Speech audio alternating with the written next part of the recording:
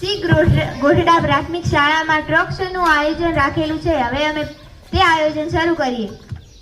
નમસ્કાર મિત્રો, આજનો વિષય છે આજના ટોક શોમાં આપ સૌનું સ્વાગત છે. આજનો વિષય છે મારું સપનાનું ભારત. મારું સપનું છે કે આપણું ભારત સંપૂર્ણ સ્વચ્છ બને, કોઈ જગ્યાએ કચરો ન હોય, દરેક નાગરિક સ્વચ્છતાની જવાબદારી સમજે. હું એવું ભારત ઈચ્છું છું જ્યાં દરેક બાળક શિક્ષિત બને, ગરીબ હોય કે ધનિક, દરેકને સારી શિક્ષા મળે. આપણો દેશ ટેકનોલોજીમાં વિશ્વમાં પ્રથમ બને અને ભારતીય વૈજ્ઞાનિકો નવી શોધો કરે. ભારતમાં બધા ધર્મના લોકો પ્રેમથી રહે, એક જ આપણી સૌથી મોટી તાકાત છે.